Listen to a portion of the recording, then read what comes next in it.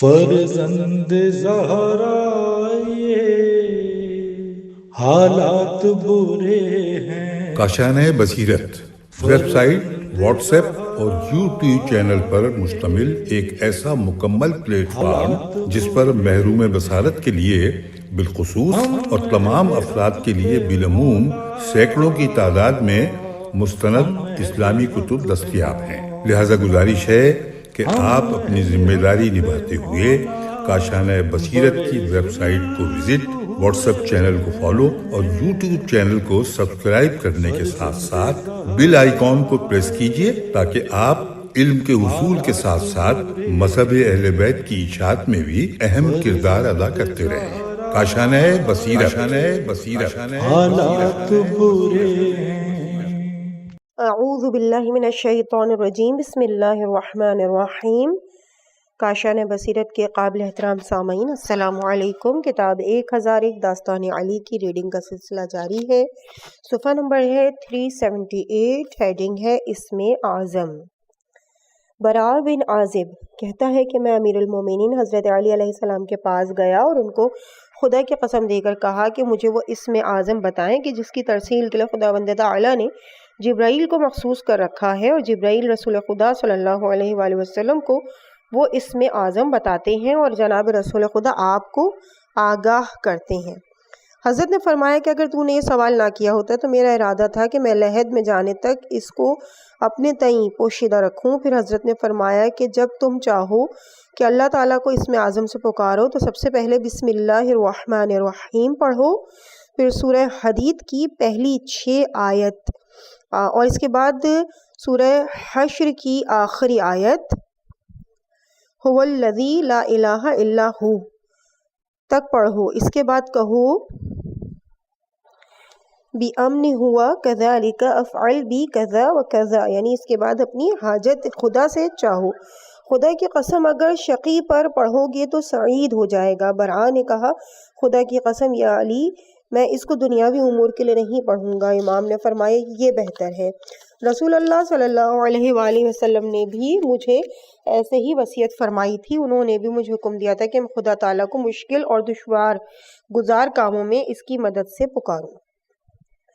اگلی ہیڈنگ ہے 3 کم ترین چیزیں۔ سلیم بن قیس کہتا ہے کہ میں نے امام علی علیہ السلام سے سنا کہ ایک شخص نے آپ کے پاس آ کر 3 سوال کیے۔ نمبر 1، وہ کم ترین چیز کیا ہے جس کی مدد سے انسان مومن ہو جاتا ہے؟ نمبر 2، وہ کم ترین چیز کیا ہے جس کی خاطر انسان کافر ہو جاتا ہے؟ نمبر 3، وہ کم ترین چیز کیا ہے جس کی خاطر انسان گمراہ ہو جاتا ہے؟ امام علیہ السلام نے فرمایا وہ کم ترین چیز جس کے وسیلے سے انسان مومن ہو جاتا ہے وہ یہ ہے کہ خداوند اعلی خود اس کو اپنی ذات سے شناسائی کروا دے اور انسان خدا کی اطاعت کا اقرار کرے، پھر اللہ تعالیٰ اپنے پیغمبر کو بھجوائے اور وہ پیغمبر کی اطاعت کا اقرار بھی کرے۔ اسی طرح اللہ تعالیٰ زمین میں اپنے امام اور حجت کا بھی اس کو تعارف کرائے۔ پھر حضرت نے بات کو جاری رکھتے ہوئے کہا کہ وہ کم ترین چیز جس کی خاطر انسان کافر ہو جاتا ہے وہ یہ ہے کہ جس چیز سے خداوند تعالیٰ نے منع فرمایا ہے وہ انسان اس کے بارے میں یہ گمان کرے کہ اس کا انجام دے لینا جائز ہے۔ ایسے گمان کو اپنے دین میں جگہ دے گا تو بدعتی کہلائے گا۔ اگر وہ اس عقیدے پر قائم رہے اور یہ خیال کرے کہ اللہ نے جس چیز کا حکم دیا ہے تو اسے چاہیے کہ اس بنیاد پر خدا کی عبادت کی جائے، جبکہ ایسا شخص شیطان کو پوجتا ہے۔ اور وہ کم ترین چیز جس کی خاطر انسان گمراہ ہو جاتا ہے وہ ہے انسان بندوں پر خدا کی حجت اور گواہ کو نہیں پہچانتا، اور وہ امام جس کی اطاعت کا خدا نے حکم دیا ہے اور جس کی رہبری خدا نے واجب قرار دی ہے اس کو نہ پہچانے۔ سلیم بن قیس سلیم کہتا ہے کہ میں نے عرض کیا کہ اے امیر المومنین، اس حجت و گواہی الہی کے بارے میں میرے لیے بیان کریں۔ امام نے جواب میں فرمایا کہ یہ وہ لوگ ہیں جن کی اطاعت قرآن پاک میں اللہ تعالیٰ نے اپنی اطاعت کے قریب قرار دی ہے اور فرمایا ہے کہ یا ایھا الذین آمنوا اطیعوا اللہ واطیعوا الرسول واولی الامر منکم، اے لوگوں جو ایمان لائے ہو، خدا اور اس کے رسول کی اطاعت کرو، صاحبان امر کی۔ میں نے عرض کیا اے امیر المومنین میری جان آپ پر نثار ہوں، یہ نقطہ ذرا زیادہ وضاحت سے بیان فرمائیں۔ حضرت نے فرمایا کہ صاحب امر وہ لوگ ہیں جن کے جناب رسول خدا صلی اللہ علیہ وآلہ وسلم نے اپنے آخری خطبے میں اور اپنی رحلت کے روز وہ الفاظ کہے میں تمہارے درمیان دو چیزیں چھوڑے جا رہا ہوں، میرے بعد جب تک تم ان دونوں کو تھامے رکھو گے گمراہ نہیں ہوگے، کتاب خدا اور میری اطرت اہل بیت، میری اطرت و اہل بیت جو میرے خاندان میں ہے۔ لطیف و خبیر خدا نے مجھے حکم دیا ہے کہ یہ دونوں ایک دوسرے سے جدا نہیں ہوں گی تا وقت یہ کہ میرے پاس حوض کوثر پر وارد ہوں۔ حضور نے دو انگلیاں ملا کر اشارہ کر کے فرمایا اور پھر فرمایا کہ پس تم ان دونوں کو تھامے رکھو تاکہ تم لغزش نہ کھاؤ، گمراہ نہ ہو اور ان کے آگے نہ بڑھو کہ گمراہ ہو جاؤ گے۔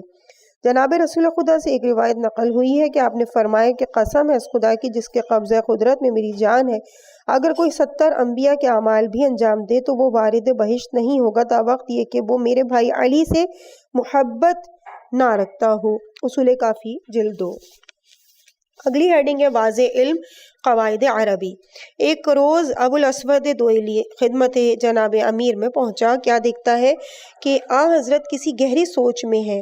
ابو الاسود کہتا ہے کہ میں نے عرض کیا یا امیر المومنین آپ کس چیز کے بارے میں فکر کر رہے ہیں؟ فرمایا کہ میں نے تمہارے شہر کے بارے میں سنا ہے کہ کوئی اس میں غلط قرآن پڑھتا ہے، میں چاہتا ہوں کہ عربی ادبیات کی بنیادی قواعد کے بارے میں ایک کتاب لکھ دوں۔ میں نے عرض کیا کہ اگر آپ یہ مہربانی فرمائیں گے تو گویا آپ نے ہمیں زندگی عطا کر دی، اس طرح عربی زبان کو ہمارے لیے بقا مل جائے گی۔ ابو الاسود کہتا ہے کہ چند دن کے بعد میں امام کے پاس پہنچا تو انہوں نے مجھے کتابچہ سا دیا، اس میں لکھا تھا بسم اللہ الرحمن الرحیم۔ عربی کلام کی 3 اقسام ہیں، اسم، فعل اور حرف۔ اسم وہ چیز ہے جو اپنے مسمی کی خبر دیتا ہے، اس طرح فعل حرکات کے بارے میں بیان کرتا ہے۔ اور پھر مجھ سے فرمایا کہ اب اسی کے مطابق جو چیز تمہیں یاد آئے اس میں شامل کرتے جاؤ۔ پھر فرمایا اے ابو الاسود اسم کی بھی 3 قسمیں ہیں، ظاہر اور مضمر، اور وہ چیز جو نہ ظاہر ہے اور نہ مضمر ہے۔ ابو الاسود کہنے لگا کہ میں نے حضرت کی باتوں سے کچھ چیزیں اخذ کی اور حضرت تک پہنچائی، ان میں حروف ناصبہ تھے، نون الف صاد بے ہے، ان لیتا لعل وکانا۔ جب حضرت نے یہ حروف ملاحظہ فرمائے تو مزید کہنے لگے کہ تم نے لاکنہ کو کیوں چھوڑ دیا، میں نے عرض کیا کہ میں اس کو اس ردیف میں شمار ہی نہیں کرتا۔ حضرت نے فرمایا کیوں، یہ اسی ردیف میں ہے، اس کو اسی کے ساتھ ذکر کرنا چاہیے۔ اس کے بعد اگلی ہیڈنگ ہے مورد لعن۔ ابو موسیٰ اشعری بنو امیہ کی طرف خلافت کی منتقلی کا ایک مؤثر محرک تھا۔ ابو موسیٰ اگرچہ شخصیت کے اعتبار سے غیر معمولی حد تک متزلزل، سست رائے، کوتا اندیش، بے تہذیب اور ناقابل اعتماد شخص تھا۔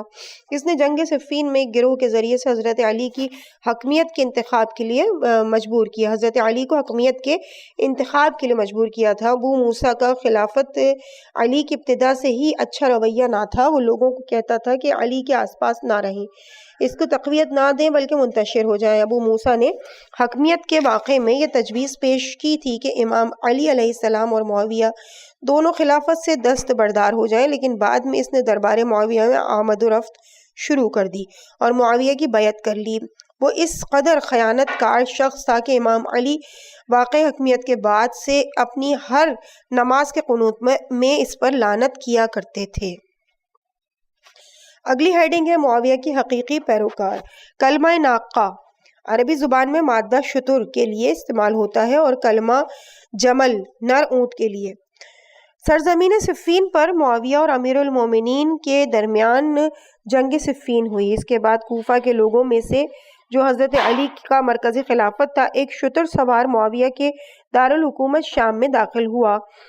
ایک شامی نے جب اس کوفی کو اونٹ پر دیکھا تو اس کے گریبان پکڑ کر کہنے لگا کہ تم جس ناقے پر سوار ہو وہ میری ہے، اور تم جب صفین میں ہم رکاب علی تھے تم نے اس وقت مجھ سے لی تھی۔ کوفی نے انکار کر دیا۔ ایک شامی گروہ بھی اس مرد شامی کا ہم نوا ہو گیا۔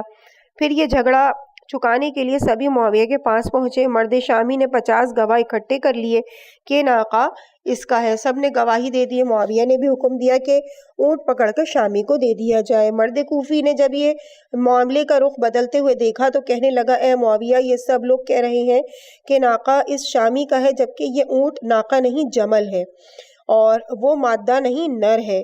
معاویہ کہنے لگا کہ اب جب کہ گواہ گواہی دے چکے ہیں، حکم صادر ہو چکا ہے، اب بس اس کا اجرا ہونا باقی ہے۔ معاویہ کوفی کو خلوت میں لے گیا اور شتر کی قیمت اس سے پوچھی اور اس سے دگنی اسے بخش دی۔ پھر اس سے کہنے لگا میری طرف سے علی سے کہہ دینا کہ میں آئندہ جنگ میں 1,00,000 ایسے لوگ لے کر تمہارے روبرو ہوں گا جو نر اور مادہ شتر میں فرق ہی نہیں کرتے۔ اگلی ہیڈنگ ہے نامہ رسان رشید و شجاع۔ جنگ جمل جو کہ بصرہ کے قریب امام علی اور حضرت بی بی عائشہ کے درمیان ہوئی، معاویہ اس وقت شام کا حکمران تھا۔ اس نے امیر المومنین کو ایک خط لکھا کہ اے پسر ابو طالب، تم نے ایسا راستہ اپنا لیا ہے جو سراسر تمہارے نقصان میں ہے، جو تمہارے لیے سود مند تھا وہ تم نے چھوڑ دیا، کتاب خدا اور سنت پیغمبر کے خلاف رویہ اختیار کیا، یہاں تک کہ تم نے پیغمبر کے صحابہ طلحہ اور زبیر کے ساتھ بھی اچھا برتاؤ نہیں کیا۔ خدا کی قسم میں تیری طرف وہ آتشی تیر پھینکوں گا کہ نہ پانی اس کی آنکھ کو بجھا سکے گا اور نہ ہی ہوا اس کو روک سکے گی۔ جب اس کا خط حضرت امیر علیہ السلام کے پاس پہنچا تو حضرت نے اس کا جواب یوں لکھا، یہ خط بندہ خدا علی ابن ابی طالب کی طرف سے ہے، جو پیغمبر کا چچا زاد بھائی، عمزاد، جانشین، غسل و کفن کنندہ اور قرض ادا کرنے والا ہے۔ اے معاویہ، میں وہی ہوں جس نے جنگ بدر میں تیرے بت پرست خویش اور اقارب تہہ تیغ کیے اور ان کو دیار عدم بھیجا۔ جس تلوار سے میں نے ان کو نیست نابود کیا ابھی وہ میرے ہاتھ میں ہی ہے۔ پھر حضرت نے اپنے خط کو مہر کیا اور اپنے ایک ساتھی ترماح بن عدی کے سپرد کر کے فرمایا کہ خود معاویہ کے ہاتھ میں دینا۔ ترماح بہت ہی قوی ہیکل اور دراز قد تھا، اس کے علاوہ بہت اچھا سخنور بھی تھا۔ وہ علی علیہ السلام کے چاہنے والوں میں سے تھا۔ جب وہ شام پہنچا تو لوگوں نے پوچھا کہ کہاں سے آئے ہو؟ کہا کہ مجھے پاکیزہ نژاد اور نیک و خصال شخصیت نے بھیجا ہے۔ کہنے لگا تمہیں کس سے کام ہے؟ کہنے لگے کہ تمہیں کس سے کام ہے؟ اس نے کہا میں اس بد گوہر سے ملاقات کرنا چاہتا ہوں جس کو تم اپنا پیشوا کہتے ہو۔ انہوں نے کہا کہ اس وقت امیر معاویہ امور مملکت کے بارے میں اپنے ساتھیوں کے ساتھ مشورہ کر رہا ہے، آج تمہاری سے ملاقات نہیں ہو سکتی۔ ترماح نے کہا خاک اس کے سر میں ہے، اس نے مسلمانوں کی اصلاح امور کے لیے کیا کرنا ہے؟ آخر کار اس کو مجلس معاویہ میں لائے، وہ جوتوں سمیت محفل میں جا کر بیٹھ گیا۔ لوگوں نے جوتے اتارنے کو کہا، یہ کہنے لگا کہ یہ وادی ایمن ہے یا طور سینہ کی مقدس سرزمین ہے کہ میں موسیٰ کی طرح جوتے اتار کر آؤں؟ جب معاویہ پر ترماح کی نظر پڑی تو کہا کہ اے گنہگار بادشاہ سلام۔ عمرو و عاص معاویہ کا مشیر کہنے لگا تم نے بادشاہ کو گنہگار کہا، امیر المومنین کیوں نہیں کہا؟ ترماح نے کہا کہ تیری ماں تیرے سوگ میں بیٹھے، مومنین ہم ہیں، کس نے اس کو ہمارا امیر بنا دیا؟ معاویہ نے ترماح کے ہاتھ سے علی کا خط لے لیا۔ معاویہ نے اپنے کاتب کو طلب کیا اور حضرت علی کو ایسے جواب لکھوایا، اے علی، میں شام سے تمہارے ساتھ جنگ کرنے کے لیے اتنا بڑا لشکر بھیجوں گا کہ وہ کوفہ سے شروع ہوگا اور اس کی انتہا ساحل سمندر ہوگی، میں اس لشکر کے ساتھ 1000 اونٹ بھی بھیجوں گا۔ ترماح نے کہا اے معاویہ، علی کو جنگ سے ڈراتے ہو، یہ تو گویا ایسے ہی ہے جیسے تم مرغابی کو پانی سے خوفزدہ کرو۔ قسم بخدا علی کے پاس تو اتنا بڑا مرغ ہے کہ وہ تمہاری ان تمام چھوٹی چھوٹی لکڑیوں کو چن کر اپنے پوٹے میں سٹور لے گا۔ آخر کار ترماح نے خط کا جواب لیا اور کوفے کی طرف چل دیا۔ اس کے جانے کے بعد معاویہ اپنے ساتھیوں سے مخاطب ہوا، کہنے لگا بخدا اگر میں اپنی تمام تر پونجی تمہیں دے دوں تو پھر بھی تم اس خدمت کا 10واں حصہ بھی ادا نہ کر سکو گے جو ترماح نے علی کی خدمت انجام دی ہے۔ ریفرنس ہے بحار الانوار جلد نمبر 8 کا صفحہ نمبر 588۔ اگلی ہیڈنگ ہے شہید آگاہ۔ ازبغ بن نباتہ کہتے ہیں کہ میں جنگ جمل میں امیر المومنین علیہ السلام کے پاس تھا کہ ایک شخص آ کر حضرت کے قریب کھڑا ہو گیا، عرض کیا کہ اے امیر المومنین، میں دیکھتا ہوں کہ دشمن کی فوج بھی اللہ اکبر کہتی ہے اور ہم بھی، وہ بھی لا الہ کہتے ہیں اور ہم بھی، وہ بھی نماز پڑھتے ہیں اور ہم بھی، اس لیے ہم کس بنیاد پر عائشہ، طلحہ اور زبیر کے ساتھ جنگ کریں؟ امیر المومنین حضرت علی علیہ السلام نے اس کے جواب میں فرمایا کہ ہم قرآن پاک میں فرمان الہی کی بنیاد پر جنگ کرتے ہیں۔ اس نے پوچھا کہ جو کچھ قرآن میں ہے وہ میں اس سے آگاہ نہیں ہوں، مجھے سکھائیں۔ فرمایا کہ اللہ تعالیٰ نے سورہ بقرہ میں نازل فرمایا ہے. اس نے پوچھا کون سی آیت؟ امام نے فرمایا سورہ بقرہ کی آیت نمبر 253 کی بنیاد پر. تلک الرسل فضلنا بعضهم علی بعض، ہم نے بعض رسولوں کو بعض پر فوقیت دی ہے. ان میں سے کسی کے ساتھ اللہ تعالیٰ نے کلام کیا یعنی موسیٰ علیہ السلام، اور بعض کو بلند درجے عطا کیے، اور عیسیٰ بن مریم کو روشن نشانیاں دیں، اور روح القدس کے ساتھ ان کی تائید کی. اگر خدا چاہتا تو ایسے لوگ آپس میں جنگ و جدل نہ کرتے، بعد اس کے کہ ان کے پاس روشن نشانیاں آ چکی تھیں، لیکن ان امتوں نے آپس میں اختلاف کیا، بعض ایمان لے آئے اور بعض کافر ہو گئے.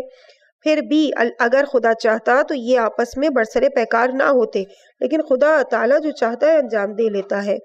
امام نے فرمایا کہ ہم اس گروہ میں سے ہیں جو ایمان لائے، لیکن وہ لوگ وہ ہیں جو کفر کی راہوں پر چلے. اس شخص نے امیر المومنین علیہ السلام کا یہ بیان سنا تو کہا خدائے کعبہ کی قسم وہ کافر ہو گئے، لہٰذا ان کے ساتھ جنگ کرنے کے لیے آگے بڑھنا چاہیے اور شہادت کے مقام پر فائز ہونا چاہیے. اگلی ہیڈنگ ہے نوشیروان کے منشی سے ملاقات علی. نوشیروان ایک مشہور ساسانی بادشاہ تھا. ہجرت سے 50 سال پہلے پورے ایران پر اس کی حکومت تھی. مشہور فلسفی بزرجمہر ایک مدت تک اس کا وزیر رہا اور ایک جمیل نامی شخص ایک عرصے تک اس کا کاتب رہا. نوشیروان کی وفات کے بعد جمیل نے کافی لمبی عمر پائی، یہاں تک کہ حضرت علی تخت خلافت پر بیٹھے. 36 ہجری میں جب امیر المومنین علیہ السلام اپنی فوجوں کو ساتھ لے کر سرزمین نہروان کی طرف خوارج سے جنگ کرنے جا رہے تھے، جب مدائن کے قریب سے گزرے تو ایک انتہائی بوڑھے شخص سے ملاقات ہوئی. وہ وہی جمیل تھا، یعنی نوشیروان کا منشی. اس ملاقات میں حضرت علی نے جمیل سے پوچھا کہ ایک انسان کو کیسا ہونا چاہیے اور اس کی زندگی کیسی گزارنی چاہیے. جمیل نے کہا کہ ضروری یہ ہے کہ اس کے دوست کم ہوں اور دشمن زیادہ ہوں. حضرت علی نے فرمایا اے جمیل، تم نے بڑی اچھوتی سی بات کی ہے، جبکہ سب لوگ تو یہ کہتے ہیں کہ دوست زیادہ ہونے چاہیے تو بہتر ہے. جمیل نے کہا کہ جس طرح لوگ کہتے ہیں وہ صحیح نہیں ہے، کیونکہ دوست زیادہ ہوں تو ان کی ضروریات کی ادائیگی اور ان کے حق کی شناخت ایک انسان کے لیے بہت مشکل ہے. ایک انسان دوستوں کے حقوق سے کماحقہ عہدہ بر نہیں ہو سکتا. جیسا کہ مثال بھی ہے، کشتی کے بہت سے ناخدا اس کے ڈوبنے کا باعث بن جاتے ہیں. حضرت علی علیہ السلام نے استفسار فرمایا زیادہ دشمنوں کا کیا فائدہ؟ جمیل نے کہا اگر دشمن زیادہ ہو تو انسان ہر لحظہ محتاط رہتا ہے، خطا اور لغزش نہیں کرتا، لہٰذا خود کو دشمن کے گزند سے محفوظ رکھے، اور اگر انسان ایسے ہی اپنے آپ کو کنٹرول رکھے تو وہ اس کے لیے بہتر ہے. امام علی علیہ السلام نے اس کی بات کو سراہا اور پسند فرمایا. سفینۃ البحار جلد 1 کا ریفرنس. اگلی ہیڈنگ ہے فحش کی بجائے ہدایت طلبی. حجر بن عدی اور عمر بن حمق دونوں امام علی علیہ السلام کے باوفا دوست تھے. امام نے سنا کہ وہ دونوں معاویہ کے پیروکاروں سے بیزاری کے سبب ان کو برا بھلا کہتے ہیں. امام نے ان کے لیے پیغام بھیجا کہ کسی قسم کی ایسی ویسی بات نہ کہیں. حجر اور عمر بن حمق امام کے حضور میں آئے اور عرض کیا کہ کیا ہم حق پر نہیں ہیں؟ امام نے فرمایا ہاں ہم حق پر ہیں. انہوں نے عرض کیا کیا معاویہ کے پیروکار طریق باطل پہ نہیں ہیں؟ امام نے فرمایا ہاں وہ سراسر باطل پر ہیں. وہ کہنے لگے کہ پھر آپ ہمیں ان کو برا کہنے سے منع کیوں کرتے ہیں؟ امام نے فرمایا میں نہیں چاہتا کہ تمہیں لعن کنندہ کہا جائے، تم ان پر سب و شتم کرو اور بیزاری کا اظہار کرو، لیکن اگر تم دشمن کی برائیاں افشا کرو اور ان کو شمار کرو تو یہ زیادہ بہتر ہے بجائے گالم گلوچ کے. تم یہ کہو کہ خدا بندہ ان کی اور ہماری جانوں کی حفاظت فرما اور ہمارے ان کے درمیان صلح قرار دے دے. ان کو گمراہی سے ہدایت کی طرف لا تاکہ جاہل حق کی شناخت کر سکیں. میرے نزدیک یہ روش بہتر ہے اور آپ کے لیے بھی خیر و سعادت کا باعث ہے. حجر اور عمر دونوں نے عرض کیا کہ بہت خوب، ہم نے آپ کی نصیحت پلے باندھ لی ہے اور اب ہم اس پر انشاءاللہ عمل درآمد بھی کریں گے. اگلی ہیڈنگ ہے عادل، دل سوز اور باخبر. شہادت علی کے بعد جناب امیر کے دوستوں میں سے ایک زرار بن زمرہ نامی شخص شام گیا. ایک محفل میں معاویہ سے ملاقات ہوئی. معاویہ اس کو پہچانتا تھا. کہنے لگا کہ علی کے کچھ فضائل ہمارے لیے بیان کرو. زمرہ نام علی سنتے ہی بے قرار ہو گیا. اس کی آنکھوں سے بے اختیار آنسو ٹپکنے لگے. کہا اے معاویہ یہ تقاضا نہ کر، مجھے معافی رکھ. معاویہ نے اصرار کیا اور کہا کہ جب تک تم ہمارے لیے فضائل علی بیان نہیں کرو گے ہم تم سے دست بردار نہیں ہوں گے. چنانچہ اس نے امیر المومنین کی شان میں کچھ نکتے بیان کیے. ان میں سے ایک جملہ بہت بامعنی تھا. کمزوروں اور بے نواؤں کو اس بات کا خوف نہیں تھا کہ علی کی طرف سے ان پر ظلم ہوگا۔ اس کے علاوہ قوی اور بہادر بھی اپنے اہداف باطلہ تک پہنچنے کے لیے علی کے سامنے دم نہیں مار سکتے تھے۔ سفینۃ البحار جلد 2 کا صفحہ نمبر 72۔ اگلی ہیڈنگ ہے پسرے پیغمبر۔ جنگ جمل میں حضرت علی علیہ السلام نے اپنے بیٹے محمد حنفیہ کو بلایا، اپنا نیزہ اس کو دے کر فرمایا کہ اس نیزے کے ساتھ سپاہی دشمن پر حملہ کرو۔ محمد حنفیہ نے نیزہ پکڑ کے دشمن پر حملہ کر دیا۔ سپاہی دشمن کے ایک گروہ نے اس کو سامنے سے گھیر لیا، اس لیے وہ آگے نہ بڑھ سکے۔ پلٹ کر باپ کی خدمت میں پہنچے۔ اسی اثنا میں امام حسن علیہ السلام نے نیزہ پکڑا اور دشمن کی طرف لپکے۔ تھوڑی دیر کے بعد خون آلود نیزے کے ساتھ باپ کی خدمت میں آئے۔ جب محمد حنفیہ نے امام حسن کی شجاعت دیکھی تو احساس شکست سے ان کا چہرہ سرخ ہو گیا۔ انہوں نے سر جھکا لیا۔ حضرت علی نے ان سے فرمایا، پریشان نہ ہو، وہ پیغمبر کا بیٹا ہے اور تو علی کا بیٹا ہے۔ اگلی ہیڈنگ ہے قمبر کے لیے ہدایت۔ ایک دن امیر المومنین علی علیہ السلام نے سنا کہ ایک شخص حضرت قمبر کو گالیاں دے رہا ہے اور حضرت قمبر بھی اس کو ویسے ہی جواب دینا چاہتے ہیں۔ حضرت نے قمبر کو آواز دی، اے قمبر، آہستہ برا بھلا کہنا چھوڑ دو تاکہ خدائے رحمان کو خوش کر سکو اور شیطان کو غصہ دلاؤ اور دشمن کو شکنجے میں کس دو۔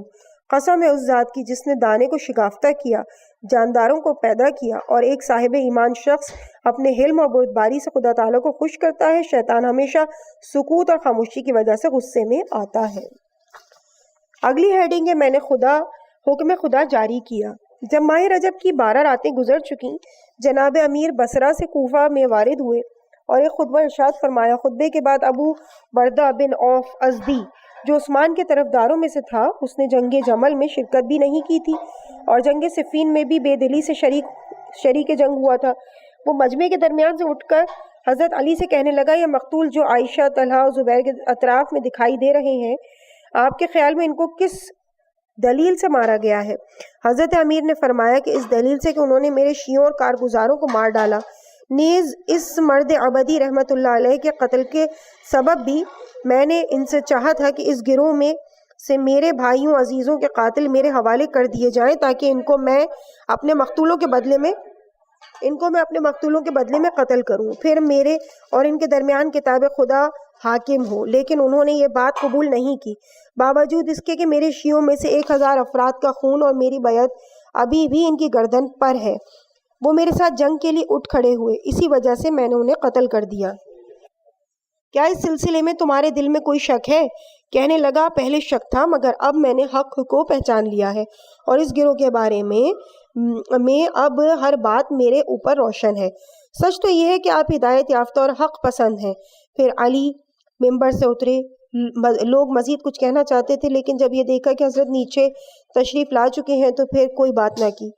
ابو القنود کہتا ہے کہ ابو بردہ اگرچہ صفین میں موجود تھا، اس کے باوجود حضرت علی کے ساتھ منافقانہ چال چلتا تھا۔ معاویہ کے ساتھ اس کی خفیہ خط و کتابت تھی۔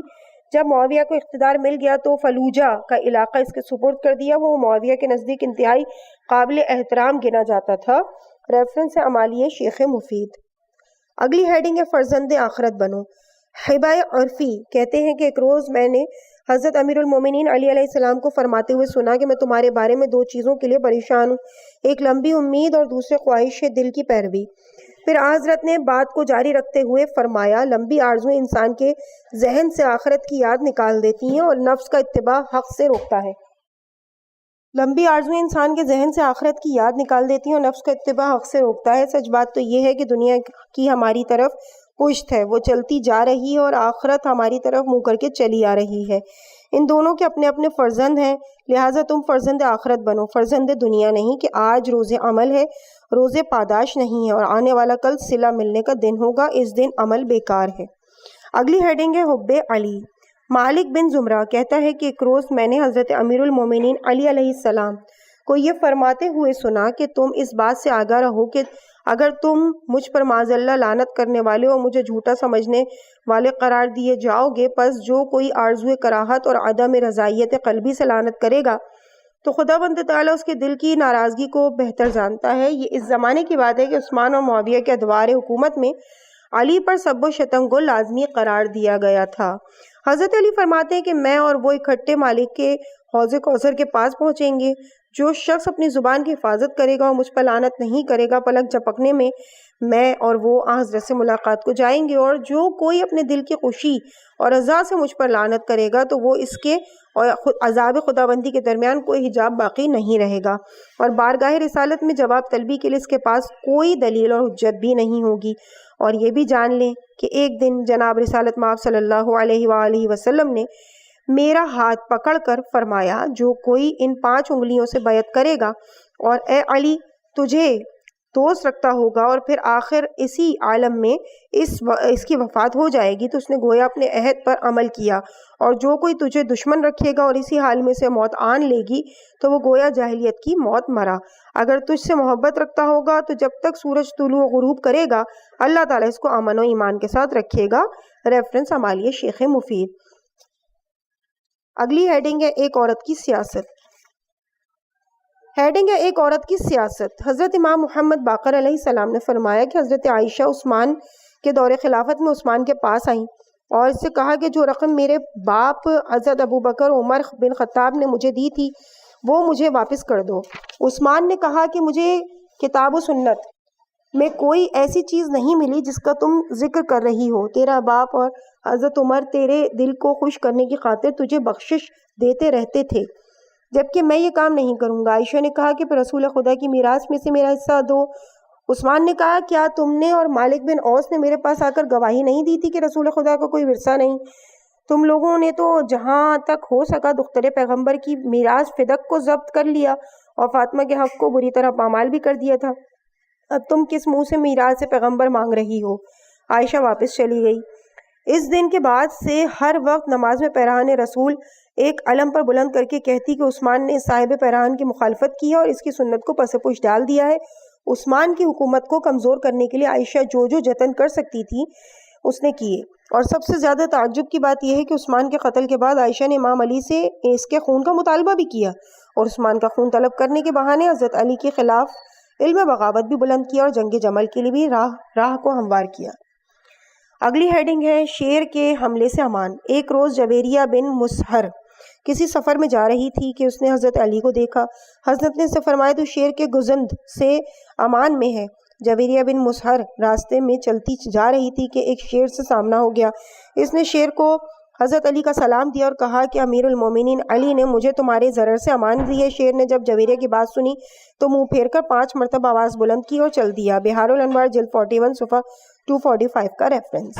اگلی ہیڈنگ ہے فرشتہ عدالت۔ حضرت علی علیہ السلام تقسیم بیت المال میں کسی قسم کا فرق روا رکھنے کے قائل نہ تھے، چنانچہ اپنی بہن ام ہانی اور عجمی کنیز میں بھی کوئی تفریق نہ ڈالی، ہر ایک کو 20 درہم دیے۔ ایک روایت میں ہے کہ ایک روز عبداللہ بن جعفر طیار نے حضرت علی سے عرض کیا، اے امیر المومنین، کیا تھا کہ اگر آپ حکم دے دیتے کہ مجھے زندگی کے بسر کے لیے کچھ دے دیا جاتا؟ خدا کی قسم میرے پاس زندگی کی بنیادی ضرورتوں کے لیے کچھ بھی نہیں ہے سوائے اس کے کہ اپنی سواری بیچ دوں۔ حضرت نے قسم اٹھائی کہ میرے پاس تمہارے لیے کوئی چیز نہیں ہے سوائے اس کے کہ تم چاہو کہ تمہارا چچا تمہیں چوری کر کے دکھائے، تمہیں چوری کر کے دے۔ حضرت علی کے چھوٹے بھائی عقیل نے کہا، یہاں پہ آئی تھنک مس پرنٹ ہے، حضرت علی کے بڑے بھائی عقیل نے کہا کہ آپ مجھے مدینہ کے سیاہ فام حبشی غلاموں کے برابر اہمیت دیتے ہیں۔ حضرت نے فرمایا کہ تمہیں اس پر کس قسم کی برتری حاصل ہے مگر یہ کہ یا تو اسلام میں اس پر سبقت لے جاؤ یا تقوی میں اس سے برتری حاصل کر لو۔ اگلی ہیڈنگ ہے یتیم نواز مہربان۔ ابو طفیل کہتا ہے کہ ایک دن میں نے دیکھا کہ حضرت علی نے یتیموں کو اپنے پاس بلایا اور پھر یتیموں پر اس طرح شفقت و مہربانی فرماتے رہے کہ ان کو اپنے ہاتھوں سے شہد کھلاتے رہے کہ بعض اصحاب تمنا کرنے لگے کہ اے کاش ہم بھی یتیم ہوتے تاکہ ہم پر بھی حضرت کی اتنی ہی توجہ ہوتی۔ اگلی ہیڈنگ کمزوروں کے مددگار۔ ایک روز علی بازار گئے اور خرما فروشوں کے مجمع کے پاس سے گزر رہے تھے، اچانک دیکھا کہ کنیز رو رہی ہے۔ حضرت نے آگے بڑھ کر کنیز سے رونے کی وجہ دریافت کی۔ وہ کہنے لگی، میرے مالک نے مجھے خرما خریدنے کے لیے پیسے دیے، میں خریدنے کے لیے گھر لے گئی اور وہ خرما اس کو پسند نہیں آیا، کہنے لگا اس کو واپس کر کے آؤ۔ اب میں اس دکاندار کو خرما واپس دینے کو کہتی ہوں تو وہ نہ واپس لیتا نہ پیسے دیتا ہے۔ حضرت نے خرما فروش سے کہا، اے بندہ خدا، اس کنیز کے اپنے اختیار میں تو کچھ نہیں ہے، اس کی رقم واپس کر دو، اس سے خرما لے لو۔ وہ شخص اٹھا اور اپنا ہاتھ علی کے سینے پر اس زور سے مارا کہ علی اس کی دکان سے آگے سے دور چلے گئے۔ لوگوں نے کہا، اے شخص یہ امیر المومنین ہے۔ وہ شخص ڈر گیا اور اپنے خرما لے کر اس کے پیسے کنیز کو دے دیے، پھر امام کی خدمت میں عرض گزار ہوا کہ یا علی میری غلطی معاف فرما دیں۔ حضرت نے فرمایا اگر تم اپنے امور کی اصلاح کر لو تو میں بہت جلد تم سے راضی ہو جاؤں گا، یعنی لوگوں کے حقوق میں رعایت کرو۔ اگلی ہیڈنگ ہے قناعت نفس۔ ایک روز عدی بن حاتم تائی حضرت علی کے پاس آیا۔ اس نے دیکھا کہ حضرت کے دسترخوان پہ جو کی روٹی کے ریزے، نمک اور ایک پرانی مشک تھی جس میں تھوڑا سا پانی تھا۔ عدی کہتا ہے کہ میں نے عرض کیا کہ یا علی، میں دیکھتا ہوں کہ آپ لمبے لمبے دنوں میں بھوکے شکم کے ساتھ مسلمانوں کی اصلاح امور کے لیے کوشاں رہتے ہیں اور رات کو بیدار رہ کر خون جگر پیتے ہیں، بندگی خدا میں مشقت کرتے ہیں۔ اب آپ کی افطار کیا بس اس مقدار میں ہے؟ حضرت نے فرمایا اپنے نفس کو قناعت میں مشغول رکھ، اس کو دنیاوی لذائذ سے روک کے رکھ، ورنہ وہ سرکشی کرے گا اور اپنی ضرورت سے بڑھ کر تجھ سے طلب کرے گا۔ عزیز سامعین، اس مقام پہ ہم ریڈنگ کے اس پارٹ کو یہیں پہ روکتے ہیں۔ انشاءاللہ اس سے آگے ریڈنگ کا سلسلہ جاری رہے گا۔ صفحہ نمبر 394 چل رہا ہے۔ اگلی ہیڈنگ ہوگی امیر ملک بندگی۔ مجھے اپنی دعاؤں میں یاد رکھیے۔ والسلام علیکم ورحمۃ اللہ وبرکاتہ۔